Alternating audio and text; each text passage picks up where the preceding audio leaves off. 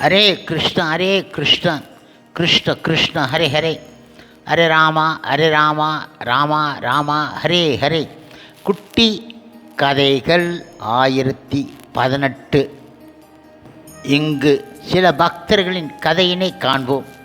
முன்பு ஒரு சமயம் நம் பெருமாளும் பிள்ளை லோக ஆச்சாரியர் திருவத் அயனம் முடிந்ததும் ஜோதிஷ்ய குடியினர் இருக்கும் புறப்பட்டு திருமாலின் சோலையில் ஒரு வருஷம் இருந்து அங்கிருந்து புறப்பட்டு கோழிக்கு கோட்டுக்கு எழுந்து அருளி இருந்தார். அப்போது மற்ற திவ்ய தேசங்களில் இருந்து பெருமாள்களும் ஆழ்வார் திருநகரில் இருந்து நம்மாழ்வாரும் அந்த இடத்திற்கு வந்து சேர்ந்து விட்டார்கள். அங்கு நம்மாழ்வாரை நம் பெருமாள் நம் சிம்மாசனத்திலே வைத்து கொண்டு ஒரு வருஷம் இருந்தார். பிறகு அந்த இடத்தில் இருந்த ஆழ்வார் உடனே நம்பெருமாள் புறப்பட்டு சமுத்திரத்திலே ஓடத்திலே புறப்பட இடையில் அஜாக்கிரதையால் நம்மாழ்வார் சமுத்திர ஜலத்தில் விழுந்துவிட நம்பெருமாள் ஆழ்வாரை பிரிந்து போக மனம் இன்றி மறுபடியும் கரைக்கு வந்தருளி ஆழ்வாரை தேட ஓடத்தை அனுப்பி வைத்தார். ஆழ்வார் விழுந்த இடத்தை கருடன் வட்டமிட்டு கொண்டு இருந்தது. அது கண்டு அங்கே மூழ்கி ஆழ்வாரை கண்டெடுத்து பெருமாளிடம் சேர்க்க பெருமாளும் மிக மிக உகந்து ஆழ்வாருடன் திருக்கணாம்பிக்கு எழுந்து அருளி அங்கே அநேக நாட்கள் இருந்தார். அவர் அங்கு ஆழ்வாருக்கு தம்முடைய முத்துச்சட்டை முதலியவற்றை தந்தருளி ஆழ்வாரை திருக்கணாம்பியிலே நிறுத்தி தாம் தம்மவரோடு திருநாராயணபுரம் எழுந்து அருளினார். அங்கேயும் பல நாட்கள் எழுந்து அருளியிருந்து அங்கு இருந்து புறப்பட்டு திருவேங்கடத்துக்கு எழுந்து அருளி பலகாலம் அங்கேயே இருந்தார். மணவாள மாமுனிகள் அவதாரத்துக்கு பிறகு அழகிய மணவாள ஆகின்ற நம்பெருமாள் மறுபடியும் ஸ்ரீரங்கம் சேர்ந்து விட்டார் என பின் விருத்தாந்தம் கூறுகின்றது. இப்பொழுது ஸ்ரீரங்கத்தில் முகலாயர்கள் உபத்திரமும் அதிகமாக இருந்து தலைவன் ஆனவன் மதிலை அழித்து அந்த கற்களை கொண்டு கண்ணனூரில் தனக்கு மாளிகை கட்டி கொண்டான். மேலும் கோபுரம் முதலானவற்றை அழிக்க முற்பட அப்போது அவ்வாறு நிகழாமல் கோவிலை காப்பதற்காக சிங்கபிரான் என்கின்றவர் அவர்களிடம் காரியக்காரராக அமர்ந்து அவர் செயல்களுக்கு தக்கவாறு மாற்று உபாயங்கள் சொல்லிக்கொண்டு முழுவதும் அழிந்து விடாமல் காப்பாற்றி வந்தார். அவருடைய அந்த செயலுக்கு மிக மிக உகந்தவர்களான பெரியோர்கள் அவரிடம் கருணை உள்ளங்கொண்டு அவருக்கு நல்ல உபதேசங்கள் செய்து வந்தார்கள். அவர்கள் திருவாய் மொழிப்பிள்ளை என்கின்ற திருமலை ஆழ்வாருடைய மணவாள மாமுனிகளின் ஆச்சாரியர் தாயார் பிள்ளை லோகாச்சாரியருடைய திருவடியை அடைந்து இருந்தவர்.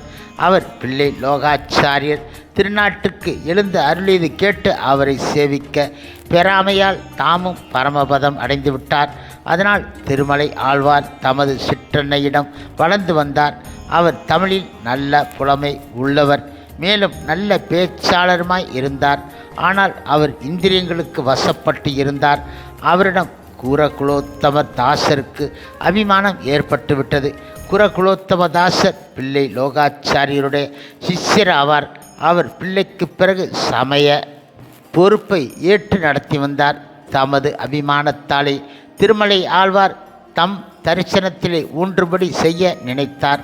அதனால் அவர் திருவிருத்தத்தை நம்மாழ்வார் அருளியது திருமலை ஆழ்வார் செவியில் படும்படி அனுஷ்டித்து கொண்டு இருந்தார். அவர் அதை செவியேற்ற திருமலை ஆழ்வாரும் அந்த பாசுரங்கள் இனிமையும் பொருட்டு செறிவும் கொண்டது ஆகையாலே அவற்றின் பொருளினை அறிந்து கொள்ள ஆர்வம் கொண்டு கூற குலோத்தமதாசரை அணுகி திருவித்தத்துக்கு பொருள் கேட்டார். அந்த சுவாமி அது உமக்கு சொல்லக்கூடாது என வெறுப்புடன் கூறினார். இந்த விவரத்தை திருமலை ஆழ்வார் தம் சிறிய தாயாரிடம் கூறினார். சிறிய தாயாரும் நீரும் நும் சிறு பருவத்தே பிள்ளை லோகாச்சாரியர் திருவடியை அடைந்து இருக்கின்றீர்கள். ஆயினும் நீங்கள் இப்படி கெட்டுத் திரிவதாலே வெறுத்திருப்பவர் என நினைவுபடுத்தினார். அது நெஞ்சில் பட்டு வருத்தி ஆச்சாரியர் அடைய விரும்பி இருந்தார். அது சமயம் முன் சொன்ன சிங்கபிரானுக்கு திருமணத்தூண் நம்பி என்று பெயரிட்டு பெரியோர்கள் நல்ல அர்த்தங்களை எல்லாம் உபதேசித்து வந்தார்கள். சிங்கபிரான் கூறினார், இத்தனை பேரும் ஒருங்கே சொல்வதால் எனக்கு ஒன்றும் விளங்குவது கிடையாது. சொல்ல வல்லார் யாரேனும் ஒருவர் கூறுங்கள் என்று. அதனால் அந்த பெரியோர்கள் சொல்வதில் வல்லவரான திருமலை ஆழ்வாரும் அப்படியே கூறி வந்தார். அப்படி சொல்வதில் நம் சம்பிரதாய முறைக்கு இயலாத பொருட்களை கூறினார். அது கேட்ட கூர குலோத்துமதாசர் திருமலை ஆழ்வாரை அவரின் ருசியைக் கண்டு மேல் விழுந்து சம்பிரதாய இரகசிய அர்த்தங்களையும் சீவச நவ பூசணம் முதலானவற்றையெல்லாம் உபதேசித்து வல்லவராக திருத்தி அருளினார். அதனாலேயே கூர குலோத்தமதாசரும் உதாரண கூர குலோத்தமதாசர் என உதாரராக மணவாள மா முனிவர்களினாலே சிறப்பிக்கப்பட்டார். அவர் திருமலை ஆழ்வாரும் அவரை அல்லா திருந்தார். கூர குலோத்துமதாசரின் அந்திம தசையிலே திருமை ஆழ்வாரை விழித்து இன்னும் சில அர்த்த விசேஷங்களை சிறந்த பொருட்களை விளாஞ்சோலை பிள்ளையிடமும் திரு கண்ணங்குடி பிள்ளையிடம் திருவாய்மொழி அர்த்தத்தை கேட்டு என்று அருளி பிள்ளை லோகாச்சாரை தியானித்து கொண்டு திருநாட்டுக்கு எழுந்து அருளிவிட்டார். அவருக்கு பெருக்க திருவத் அயனம் செய்தார்கள். திருமலை நம்பி திருக்கண்ணங்குடி பிள்ளையிடம் சென்று தண்டன் இட்டு திருவாய் மொழிக்கு பொருள் அருளும்படி வேண்டிக் கொண்டார். அவரும் இசைந்து திருவாய் மொழி ஈடு 36,000 பொருளை தாத்பரிய அர்த்தங்களை போந்த பொருட்களை மட்டும் அருளி செய்ய திருமலை ஆழ்வாரும் அர்த்தங்களை பதங்களில் ஏறிட்டு சொல்லும்படி வேண்ட திருக்கண்ணங்குடி பிள்ளையும் அவரை குறித்து ஆயின் நீங்கள் திருப்புட்குழி ஜீரிடம் சென்று கேளுங்கள் என பணித்தார். திருமலை ஆழ்வாரும் அப்படியே என திருப்புட்குழி என்னும் ஊருக்கு காஞ்சிக்கு அருகாமையில் சென்றார். அங்கு அவர் போனபோது திருப்புட்குழிஜியர் பரமபதம் சார்ந்து அன்றைக்கு 12வது நாளாக இருந்தது. திருமலை ஆழ்வார் மிக மிக வருந்தினார். அங்கே நம்பிள்ளையின் சிஷ்யரான ஈயுண்ணி மாதவருடைய சிஷ்யர் தம் சிஷ்யரான நாளூர் ஆச்சான் பிள்ளை இருந்தார். அவர் திருமலை ஆழ்வாரை வந்த காரணம் கேட்டார்.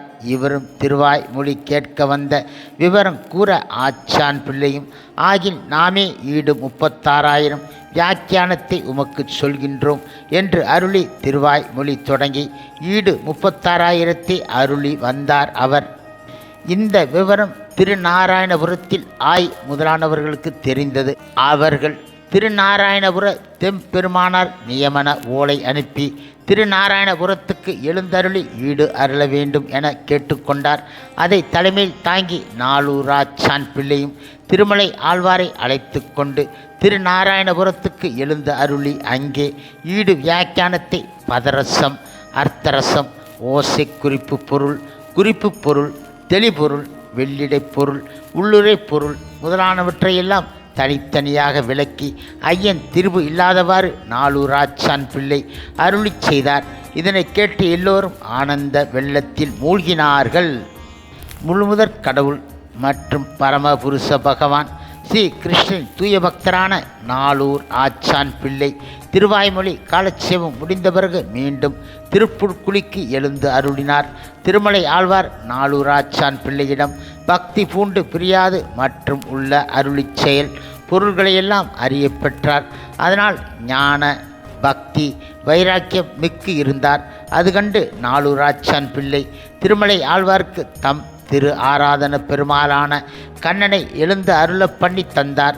சில நாள் கழித்து திருமலை ஆழ்வார் திருநகரி சென்று நம்மாழ்வாரை சேவிக்க வேண்டுமென நாளூர் ஆச்சான் பிள்ளையிடம் அனுமதி கொண்டு திருக்குருகூருக்கு புறப்பட்டு விட்டார். அவர் திரு கணாம்பியில் இருந்து நம்பெருமாள் புறப்பட்ட பிறகு நம்மாழ்வாரை கள்ளர் பயத்தாலே எழுந்து அருள பண்ணிக்கொண்டு நெடுந்தூரம் போய் வேறு வழியில்லாமல் மிக உயர்ந்த முந்திரிமலை உச்சியிலே ஒரு சரிவிலே ஆழ்வாரையும் ஒரு பெட்டகத்தில் இட்டு திரு ஆபரணம் பெட்டகத்தையும் சங்கிலியின் உதவியால் கீழ் இறக்கி பத்திரம் செய்து மீளும் போது நலிவுபட்டார்கள்.